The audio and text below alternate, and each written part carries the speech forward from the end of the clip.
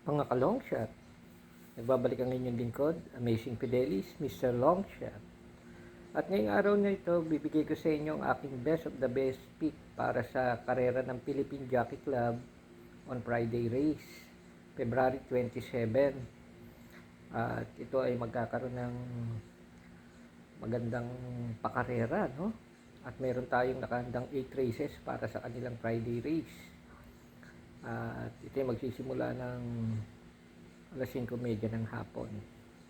So sa ngayon, nais ko pong batiin lahat ng mga nasa aking Legit Winner Take All Bakasan group chat, no? Sa mga patama last week, and at the same time ngayon this race, nung last Wednesday race, no, nakuha yung aking longest shot na sila si Be Kind, and at the same time napakaganda po ng dividendong binigay dyan sa dihadong yan.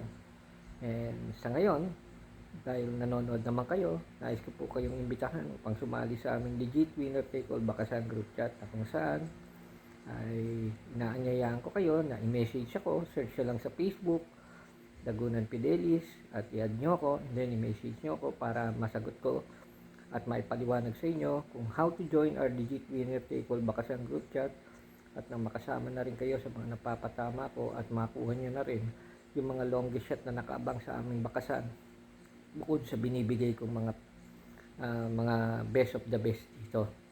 So punta na tayo sa race ng ating pakarera, no, sa Friday race, February 27. So katulad ng kaibahan sa ibang tipster, sabi ko sa inyo, hindi ako magbibigay sa inyo ng 3, 4 para manghula. Ang sa akin ay best of the best at pwede nating maswertihan. Okay? Excuse me. Race 1, start ng pick 6 to, hindi winner take all, 3-year-old above maiden race. Best of the best, I will pick yung cop. Meron silang actually merong 6 runners but 5 in betting option, no? Non-placers to, 3-year-old and above maiden race. Pero para sa akin, best of the best ko dito yung numero 3. Speed of Sound at Without Fail. Sasakyan ni Mark Alvarez yan. Excuse me, at Charles Reyes. Connection ng mga manalo, stable. Actually, maraming takbo si Mark Alvarez dito sa karera to. Friday race. Race 2 yan. Diyan magsisimula ang winner take all. Nasasamid lang, wala tayong ubo. Race 2, winner take all covers race 2 to 8, no? At another banderahan nga pala itong mga karera natin sa Friday race. Kaya para sa akin, pipiliin ko talaga yung mga best of the best dito. Ito, meron akong nakaabang na pandehado dito, kaya mag-message kayo sa akin, ha? Dagunan Fidelis sa Facebook, search nyo lang. Pero ang best of the best ko dito, yung numero 8, Go Jigo, at tatakbo ni RJC Tabor, no? So, actually, sila dito, 8 runners. Pero, yun, Go Jigo plus, sa aming, Legit Winner Take All Bakasan group chat, may nakaabang akong long shot dyan.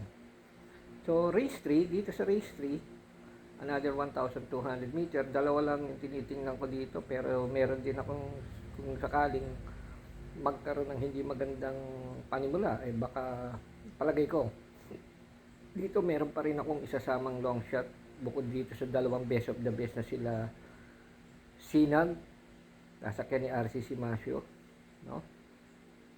At yung numero 4 itong nagbabalik karera na 10-10 and 10, no?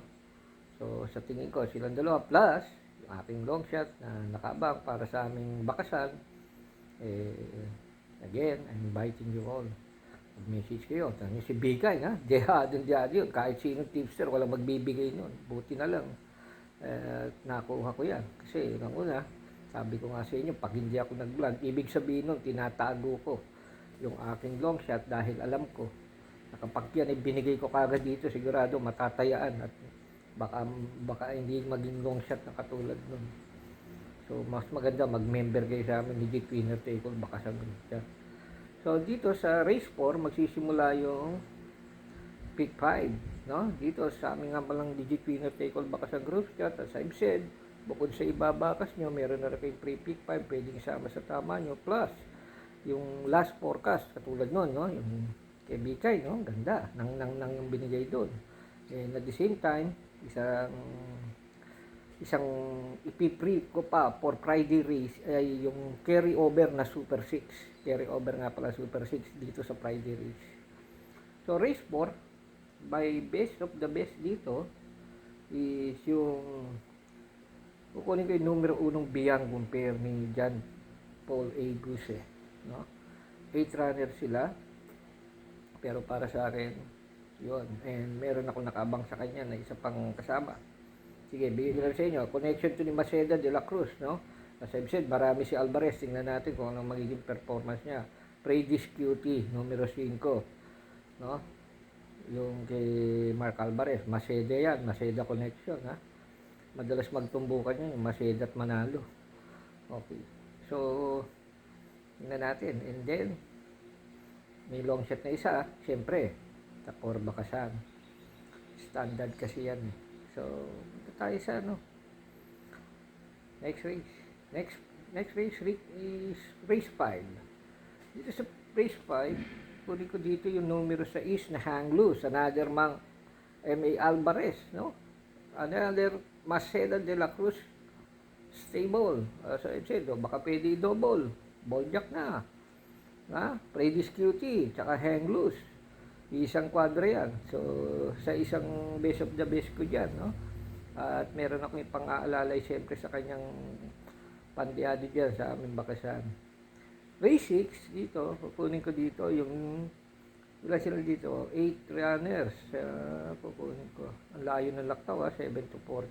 Pero akin, kukunin ko dito yung Sega Taulin ni John Alvin Supremo Guse.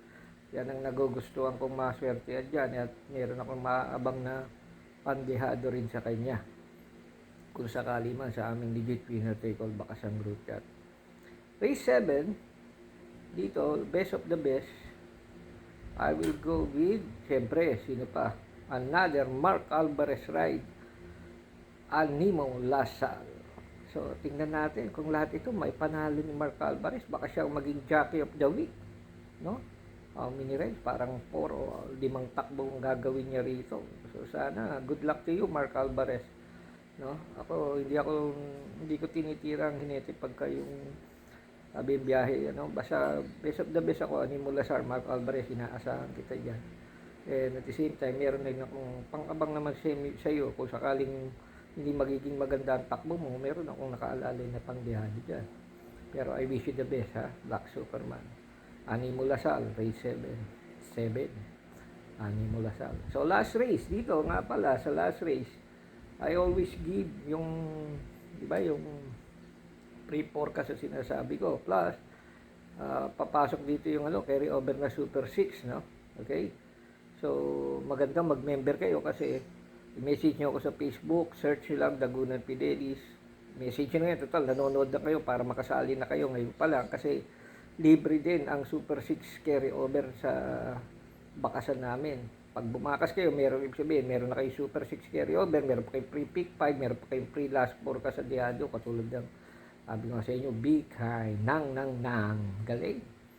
Usay, be kind, RD yun, no?